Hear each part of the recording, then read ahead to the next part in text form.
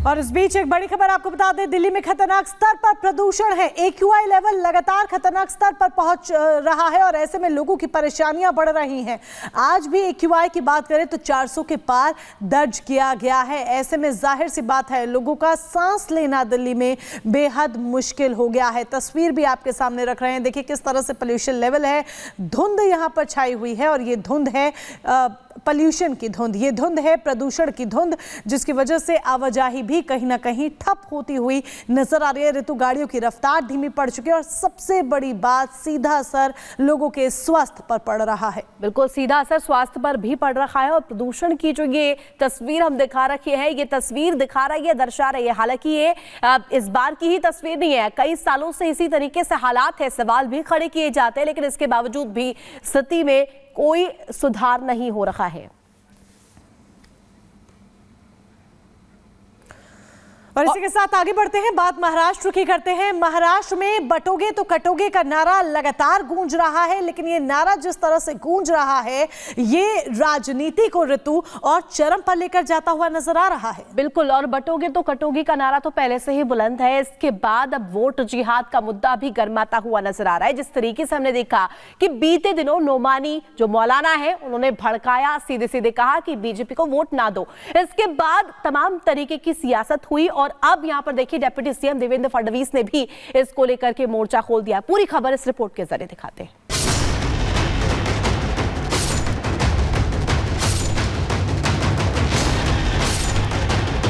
मरकजी हुकूमत है और मुल्क का मुस्तकबिल। महाराष्ट्र में मौलाना नोमानी के वीडियो को लेकर बीजेपी में घमासान काफी बढ़ गया है। डिप्टी सीएम देवेंद्र फडणवीस ने तो पुणे की रैली में सीधे सीधे वीडियो चला दिया, मौलाना नोमानी और फिर MBA पर जमकर प्रहार किया। यांचे इरादे याच मातीमध्ये दफन होतील। जय हिंद। वही वीडियो जिसमें मौलाना सज्जाद नोमानी ने पहले तो महाविकास अघाड़ी के नेताओं को अपना साथी बताया। ये कैसा वोट जिहाद है, वोट जिहाद है, वोट जिहाद है। जिसके सिपह सालार हैं, शरद पवार, जिसके अजीम सिपाहियों में हैं उद्धव ठाकरे, राहुल गांधी, नानाजी पटोले। इस रैली में देवेंद्र फडणवीस ने वो वीडियो भी चलाया जिसमें मौलाना नोमानी ने बीजेपी को वोट देने वालों का बहिष्कार करने की अपील भी की। अगर आपके इलाके में कोई जालिम का साथ दे तो उसका बाइकआउट की। मुझे मालूम है लोकसभा के इलेक्शन में आपके कुछ लोगों ने बीजेपी का साथ दिया था। ऐसे लोगों का हुक्का पानी बंद होना चाहिए, ऐसे लोगों का सोशल बाइकआउट होना चाहिए, ऐसे लोगों से सलाम दुआ बंद होनी चाहिए। देवेंद्र फडणवीस ने मौलाना की इस वीडियो को दिखाने के बाद एक बार फिर वोट जिहाद के मुद्दे पर जनता को ललकारा। उन्होंने कहा कि अगर ये लोग वोट जिहाद करने की कोशिश कर रहे हैं, अगर वे कह रहे हैं कि वे अस्थिर कर देंगे वोट जिहाद के माध्यम से सरकार बनाएं, तो आपको वोट का धर्म युद्ध भी याद करना होगा। अगर ये लोग सपना देखते हैं कि वे एक समुदाय के वोटों की मदद से सत्ता में आएंगे, छत्रपति शिवाजी महाराज की भूमि, फिर तुम्हें भी युद्ध के मैदान में आना होगा। महाविकास अघाड़ी को मुस्लिम पर्सनल लॉ बोर्ड ने पहले ही समर्थन दिया है और मुसलमानों से भी अपील की है कि वो महाविकास अघाड़ी को ही वोट दें। इसे लेकर पहले ही सियासी पारा हाई है। जो शरिया को संविधान के ऊपर रखता है, जो 3 तलाक जैसे दक्यानूसी चीजों को समर्थन देता है, उसने पहले आकर MBA के लिए वोट जिहाद का फतवा दिया, उसको स्वीकारा गया। MBA ने मतलब महा वोट बैंक अघाड़ी ने इसको नकारा नहीं। जब मौलाना मौलवी लोकसभा चुनाव में नरेंद्र मोदी जी को समर्थन दे रहे थे, तब ना आपको प्रॉब्लम हुई ना नरेंद्र मोदी जी को हुई। अब जब मौलाना मौलवी कोई कह रहे हैं कि कांग्रेस को या महाविकास अघाड़ी को देना, आप सबको प्रॉब्लम हो रही, क्यों हो रही साहब बताइए। बीजेपी ने चुनाव आयोग में वोट जिहाद की अपील करने पर नोमानी की शिकायत की, जिसके बाद आयोग ने रिपोर्ट तलब की है। यानी मोदी के साथ जाने वाले मुसलमानों को धमकाने वालों पर अब नकील कसी जा रही है, क्योंकि मुसलमान किसे वोट देंगे ये वो खुद तय करेंगे, कोई नोमानी या रहमानी नहीं करने वाले। Bureau report, Republic Bharat.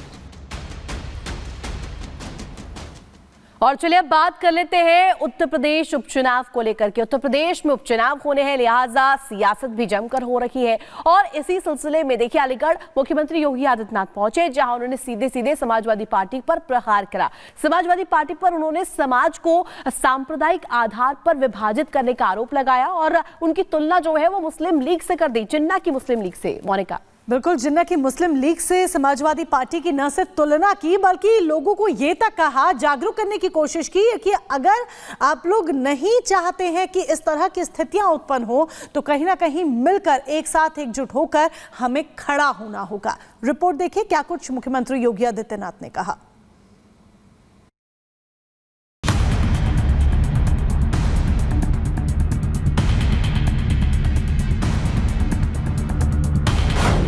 Aligarh में गरजे सीएम योगी आदित्यनाथ, सपा पर जमकर साधा निशाना। सीएम ने मुस्लिम लीग से की सपा की तुलना। जिन्ना की मुस्लिम लीग जैसा सपा का व्यवहार। बेशक मौसम सर्द का अब हो रहा हो, लेकिन यूपी में उपचुनाव की वजह से सियासी तपिश अभी भी बरकरार है। 20 नवंबर को उत्तर प्रदेश में उपचुनाव होना है। इसी कड़ी में मुख्यमंत्री योगी आदित्यनाथ चुनाव प्रचार के दौरान समाजवादी पार्टी पर हमलावर हुए। उन्होंने कहा कि जो काम उस समय मुस्लिम लीग कर रही थी वही काम अब समाजवादी पार्टी कर रही है। सीएम ने लोगों से कहा कि इनके इरादों को सफल नहीं होने देना चाहिए।